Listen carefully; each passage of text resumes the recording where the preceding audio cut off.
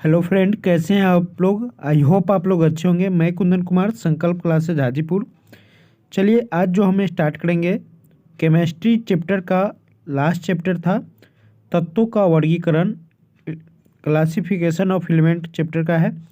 इसमें क्वेश्चन लगभग आपका हो जाएगा 70-80 क्वेश्चन है ऑब्जेक्टिव।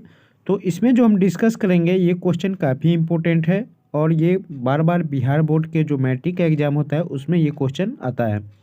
हमने सारे साइंस के सारे चैप्टर का वीडियो अपलोड कर चुके हैं। अगर आप अभी तक नहीं देखे हैं तो जाके देख लीजिए और चैनल को सब्सक्राइब करके बेल आइकन प्रेस कर लीजिए ताकि जब भी वीडियो अपलोड करें तो आप तक नोटिफिकेशन पहुंच सके। बिना देरी किए हम चलिए स्टार्ट करते हैं। आज का जो फर्स्ट क्वेश्चन है ये आवर्त सारणी का मतलब पीरियोडिक टेबल जो होता है, आवर्त सारणी में दो चीज़ होता है, ठीक है।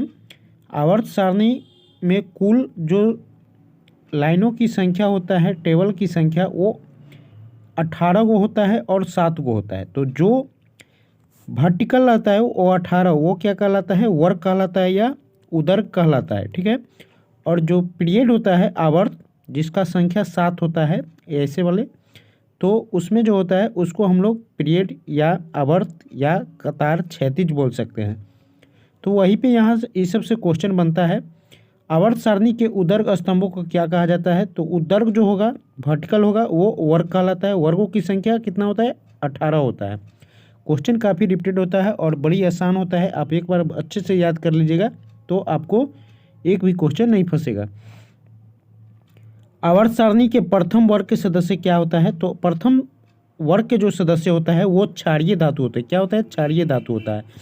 आवर्त सारणी का जो शुरू में 2 होता है ऐसे, और ये धातु होता है। बाद में की लास्ट में जो 6 होता है वो अधातु होता है और बीच में जो होता है वो क्या होता है, ये संक्रमण तत्व होता है, ट्रांजिशन एलिमेंट जिसको बोलते हैं।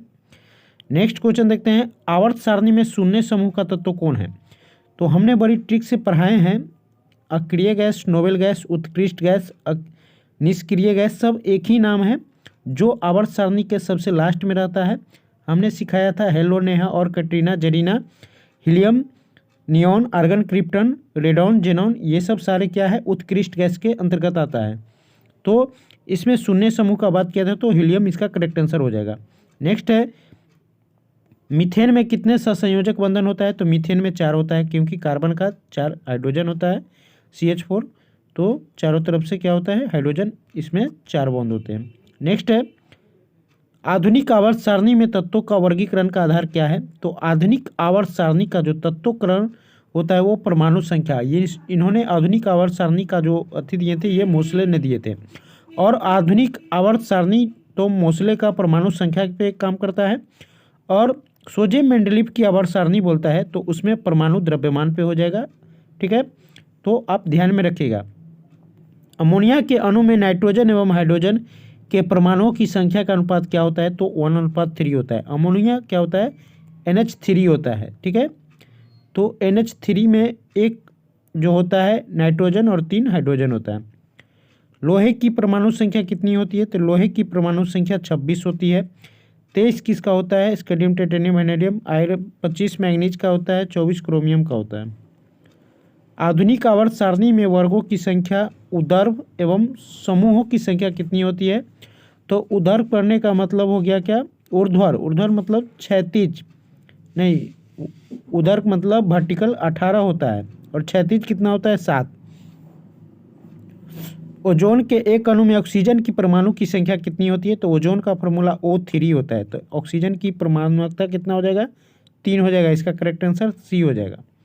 नेक्स्ट है, आवर्त सारणी में कितने आवर्त क्षैतिज पंक्तियां होती है। तो 7 हमने बताया, 7 जो है क्षैतिज होता है और वर्ग 18 होता है।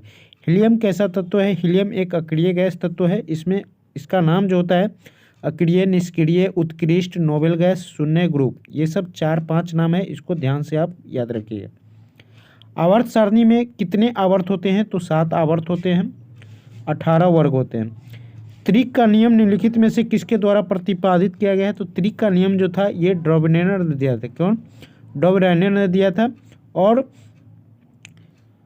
त्रिक का नियम ड्रॉबनेर ने दिया था। अष्टक का नियम जो था वो न्यूलैंडस ने दिया था। नीचे ये क्वेश्चन है, अष्टक का नियम किसने दिया था? न्यूलैंडस द्वारा।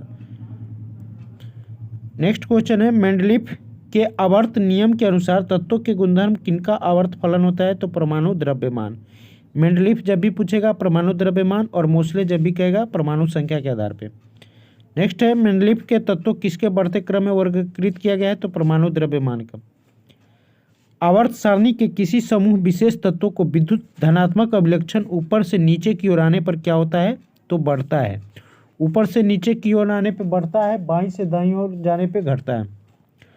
आवर्त सारणी में किसी आवर्त में बाएं से दाएं जाने पर तत्वों के ऑक्साइड अम्लीय प्रकृति क्या होता है? बढ़ जाती है, अम्लीय प्रतिकृति बढ़ती है। नेक्स्ट है, निम्नलिखित में सबसे अधिक अभिक्रियाशील हैलोजन कौन है? तो ये फ्लोरीन हो जाएगा। ठीक है, ये कौन से वर्ग के तत्व है? तो 7A का तत्व है, ये भी पूछा जाता है। फ्लोरीन सबसे नेगेटिविटी तत्व होता है। निम्नलिखित में कौन सबसे अधिक क्षारीय होगा?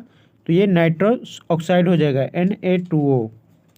आवर्त सारणी में समूह 1 के तत्व क्या कहलाते हैं? तो ये क्षार धातु कहलाते हैं। क्या? क्षार धातु। मैग्नीशियम आवर्त सारणी के किस समूह का सदस्य है? तो मैग्नीशियम सेकेंड समूह का सदस्य है। ठीक है, पहला और दूसरा समूह का तत्व मैग्नीशियम है।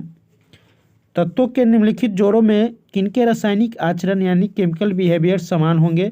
तो ये नाइट्रोजन और फास्फोरस का जो बिहेवियर है वो समान होता है। निम्नलिखित तत्वों में किसकी संभावना है कि यह तत्व आध्यात्मिक लक्षण को प्रदर्शित करता है? तो ये ब्रोमीन का होता है। किसका? ब्रोमीन का, Br। आधुनिक आवर्त सारणी का दीर्घतम रूप किसकी प्रस्तुतिकरण होता है? तो मोस्ले का होता है। नेक्स्ट है, निम्नलिखित तत्वों में कौन सा सबसे अधिक आध्यात्मिक गुणधर्म को प्रदर्शित करता है? तो क्लोरीन। क्या हो जाएगा? क्लोरीन। क्लोरीन नहीं रहता तो ब्रोमीन होता, फ्लोरीन। किसने कहा कि तत्वों के मूल गुणधर्मों के उनके परमाणु संख्या है, न कि परमाणु द्रव्यमान? तो परमाणु संख्या जो बोला था वो कौन बोला था? मोस्ले। यहाँ पे मोजले लिखा हुआ है, मोस्ले पढ़ा जाता है। नेक्स्ट देखते हैं, आधुनिक आवर्त नियम के अनुसार तत्वों का गुणधर्म क्या होता है? परमाणु संख्या के आवर्त फलन होते हैं। आधुनिक आवर्त जब भी बोले परमाणु संख्या, और मेंडलीफ का जब भी बोले तो परमाणु द्रव्यमान। आधुनिक आवर्त सारणी में बाईं से दाईं ओर जाने पर परमाणु साइज का आकार क्या होता है? तो ये बढ़ता है बाईं से दाईं जाने में। वुल्फगांग डॉयबिनर किस देश के से संबंधित थे? तो ये कहाँ के रहने वाले थे? तो ये जर्मनी का थे। कौन देश का? जर्मनी का।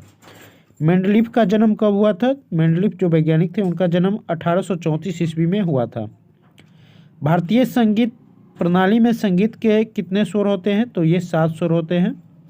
नेक्स्ट है, जब मेंडलीफ ने अपना कार्य आरंभ किया था तब कितने तत्वों का ज्ञात था? तो कुल तत्वों का जो ज्ञात था 63 था, 63। अभी लगभग 118-19 हो गया। आधुनिक आवर्त सारणी में परमाणु साइज से क्या पता चलता है? तो ये परमाणु की त्रिज्या जो 10⁻⁻15 होता है। नेक्स्ट देखते हैं, एक पिको कितने मीटर के बराबर होता है? तो एक पिको जो बराबर होता है 10⁻12 मीटर के बराबर होता है। एक एंगस्ट्रम 10⁻10 मीटर के बराबर होता है। ये सब पूछा जाता है। किसी भी तत्व की संयोजकता कैसे निर्धारित की जाती है? तो ये इलेक्ट्रॉन की संख्या से निर्धारित की जाती है। और इलेक्ट्रॉन की संख्या जो होता है इलेक्ट्रॉनिक विन्यास 2Na² होता है। कक्षा का फॉर्मूला, कक्षा जो होता है उसमें जो स्टार्टिंग होता है वो कितना से होता है? तो कक्षा ऐसे रहता है, KLMN, चारों तरह का होता है। नेक्स्ट देखते हैं, तो इतना सारे जो ऑब्जेक्टिव था ये काफ़ी इंपॉर्टेंट है और यही क्वेश्चन बार बार पूछा जाता है। तो आप इस वीडियो को बार बार देख के याद कर लीजिएगा। इसी तरह का वीडियो पूरे चैप्टर का डाला हुआ है, 2-3 बार देखिएगा आपको याद हो जाएगा। चलिए, अब अगर वीडियो अच्छा लगे तो दोस्तों में शेयर, लाइक, कमेंट करके ज़रूर बताइएगा। Thank you so very much. इसी तरह का वीडियो नेक्स्ट चैप्टर का आते रहेगा।